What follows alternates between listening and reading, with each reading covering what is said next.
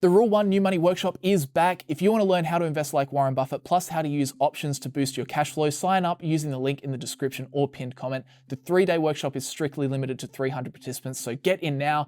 Oh, and did I mention it's totally free? I'll see you there.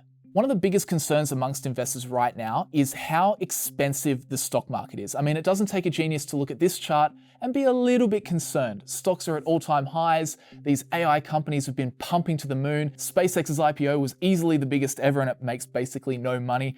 You know, there's euphoria in markets. It seems like everything is just trending up and to the right no matter what. But exactly how overvalued is the stock market based on the numbers? And is it likely that we'll see a sharp correction in the next 12 months? Well, I want to walk through the 4 big market valuation metrics, and then at the end, we'll talk about whether these 4 factors point towards something going bang in the next year or so. And factor number 1, we start with the S&P 500 PE ratio. Now, for those that don't know, a PE ratio just compares the current price of a stock with its actual earnings. And what that helps us understand is what multiple of earnings investors are willing to pay as a share price.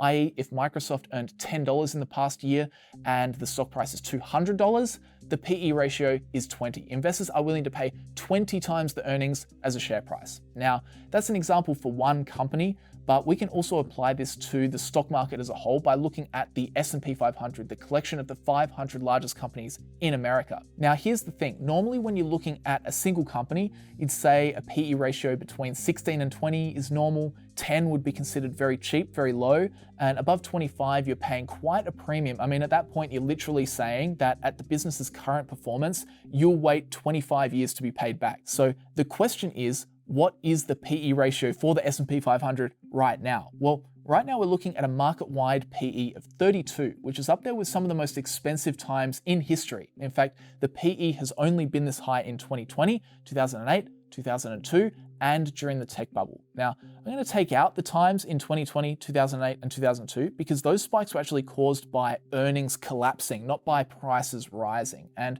when you do that, you can see we're in similar territory to the dot-com bubble. And that's what a lot of people have been talking about, how this feels very similar to the tech bubble, you know? We have this new technology. Back then it was the internet, right now it's AI. There's this excitement and speculation about the future potential of said technology.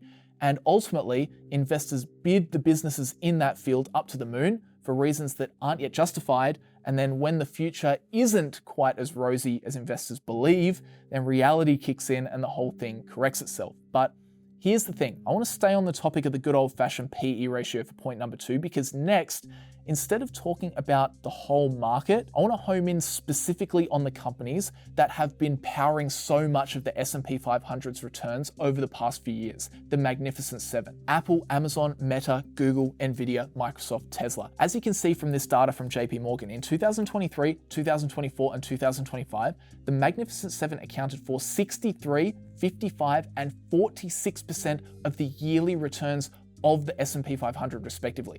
This means you have literally 7 companies skyrocketing, and that's giving you about half of the total returns you're getting from the group of the 500 largest companies in America. That, my friends, is wild, but that in itself doesn't mean the stock market is going to topple over. So let's have a look at the PE ratios. In ascending order, Meta and Microsoft at 23, Google at 27, Amazon 29, Nvidia 31, Apple at 38, and then Tesla at a ridiculous 371. Now, yes, the Tesla PE is absolutely bonkers, but the interesting thing is the other PE values aren't actually insane. Are they high? Yes, for sure.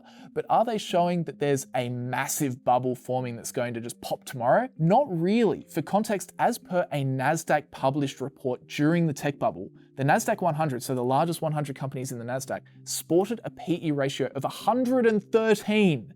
And that was on December 29th, 2000. That was after a drawdown of 50% had already taken place. You can see the comparison of PE ratios for the biggest companies then versus now.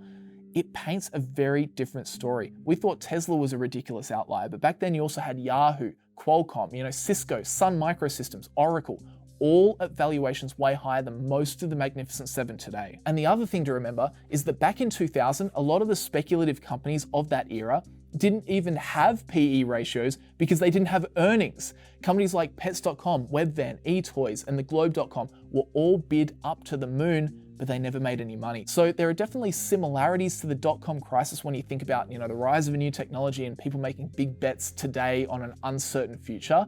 But when we look at the PE ratios, today looks a lot different to 1999. And here's the other thing to consider. We have to think, what does a high PE ratio actually mean? Because a high PE ratio, in the 30s, for example, it just means investors are expecting growth. They're paying a higher price for where their earnings are today because they expect earnings to lift in the future. And that's the other thing to consider. Right now, these companies, Meta, Google, Microsoft, Nvidia, Amazon, Apple, they're all growing really, really well. Earnings keep rising. And as earnings rise, it makes PE values fall. We can actually look at Nvidia, for example, really good example. The stock has risen pretty consistently up and to the right, but have a look at the PE ratio. A few years ago, it was 147, but look at what's happened since. It's been trending lower. So how can the PE value fall while the stock price keeps climbing? It's because earnings are growing faster, causing the earnings to catch up, and thus the PE ratio falls. And that's the really interesting thing to remember with the situation we're in this time around. While things are getting frothy, as Ray Dalio likes to say, the companies in the Magnificent Seven are posting strong results. They are growing their earnings. And the other thing that's different this time around is that they all have diversified business models too. For example, Google's valuation is not all in the promise of AI. It's predominantly from their search business, from YouTube ads, from their software ecosystem, from hardware sales. Microsoft would love to be the world leader in AI, but they also make their money through Office 365 and Azure and Teams and LinkedIn and Xbox and hardware sales. The list goes on. Now, yes, don't get me wrong, for these businesses, AI will still be a massive game changer for their futures, and I'm sure if they implement AI correctly, they will reap massive financial rewards in the future. But the point is, they're not all in on AI just to survive. Whether these companies make good money or not is not just dependent on the advent of AI. So that's the first two things to look at when we talk about how expensive the market is. The S&P 500's PE ratio, and more specifically, the individual PEs of the companies that are dominating the market right now. But critics of the standard PE ratio will point out one big flaw, and that's that company earnings, they move around a lot. So during recessions, they collapse. During booms, they surge. We just saw that in the numbers that we were looking at. So a lot of investors actually argue that comparing today's price with just 1 year of earnings isn't the fairest long-term comparison to judge where we're at in the broader business cycle. So in that case, they look at what's called a cyclically adjusted PE ratio, or a CAPE ratio. And for the S&P 500, this is called the Shiller PE ratio, named after the Nobel Prize winning economist Robert Shiller. Now, what the Shiller PE ratio does is it removes a lot of the fluctuations by comparing the price to the average inflation-adjusted earnings of the S&P 500 over the past 10 years. So think about that. Every data point is the average earnings over the past 10 years, also adjusted for inflation. So it's more conservative, right? Because it's saying, I'm not just looking at the fantastic earnings of today, I'm also gonna average in the much lower earnings from 2016, 17, 18, 19, etc. Now, the long-term Shiller PE for the S&P 500, it's been 17, right? This is over a period of like 150 years. But today, it sits at a very, very high 42. Now, in the case of the Shiller PE, we've only ever seen that ratio this high once before in history, and that was during the tech bubble where it hit 44. So according to the Shiller PE, we're actually as frothy as we were back in the dot-com bubble. And this is one of the big ticket indicators investors are talking about today, saying we might be in for some trouble because it's looking more broadly at where we are in the business cycle. So that's the Shiller PE, and there is one more metric to look at too. This one's called the Wilshire GDP ratio, although most investors just know it as the Buffett Indicator because Warren Buffett once described it as probably the best single measure of where valuations stand at any given moment. So the idea behind it is actually really simple. Instead of comparing the stock market to company earnings, it compares the total value of every publicly listed company in America with the size of the entire US economy. In other words, it's asking how much are investors willing to pay for corporate America relative to how much the entire country actually produces. So historically, reading around 100% has been considered fairly normal. Basically means the stock market is worth about the same as 1 year's economic output. The long-term average hovers around 90%. During the dot-com bubble, that ratio surged to 140%, which at the time was considered wildly overvalued. But now get this, Today, the Wilshire GDP is sitting at roughly 210%. So just like the Shiller PE, the Buffett Indicator is also flashing a big old warning sign. In fact, by this measure, the US stock market is more expensive than at any point in history. But there's a caveat to that. It is worth noting that this ratio today, it is slightly skewed by the fact that a lot of the big US companies also generate significant profits overseas. So we have to factor that in a little bit, but nonetheless, it is still a metric we should be cautious of. It's very, very high. But with that said, what's the conclusion? Is the stock market overvalued? And are we looking at, say, a crash in the next few years? What's going on? Well, based on everything we've spoken about, the stock market certainly isn't cheap. It is expensive by almost all historical measures. But with that said, are we looking at .com 2.0?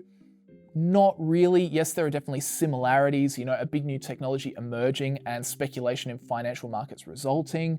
But the speculation that was happening back then was way more egregious than what we're currently seeing today. Yes, the market is definitely concentrated towards a single theme, that theme of course being AI.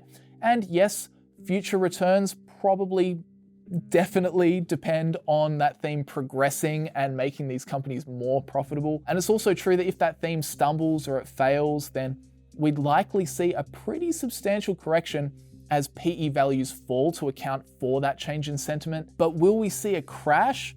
I think it's pretty unlikely we see a major market crash, barring some sort of unknown black swan event like a COVID lockdown. My take is that for mass panic to occur suddenly, we would need to be hit by something out of left field. At the end of the day, the big companies at the top of the market, they actually have really robust cash flows backing them up, and they have pretty rock solid balance sheets too. Does that mean that they're immune from the fear and panic that stock markets can dish up? No. But at this point, I feel as though even if something were to come out of the blue, these companies would be able to weather it pretty well. There's certainly a world different to the kind of pre-revenue, sometimes pre-idea companies of 2000 that were being bid up to the moon based on future promises. But with that said, definitely let me know what you think down in the comment section as well. And a big reminder that the 3-day workshop I do with Phil Town live in Atlanta is back in September. So September 18th to 20th, we will be coming at you live from Peachtree City, just outside Atlanta. This is an epic 3 days. It is jam-packed full of investing education.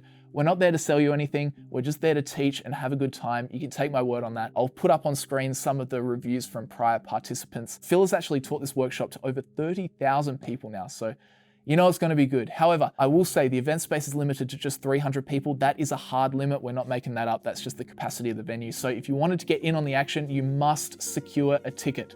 The ticket is free. We don't charge for the ticket, but you have to make sure you get one and then you follow the prompts and confirm your flights or accommodation with the Rule 1 team. That gets you properly locked in. So overall, I would absolutely love it. If you've been thinking about it, if you've been on the fence, all I can say is that you should just do it. All the feedback I get from participants is they absolutely love it. I would love to see you there. Details in the description or pinned comment. But apart from that, thanks very much for watching, guys, and I'll see you all in the next video.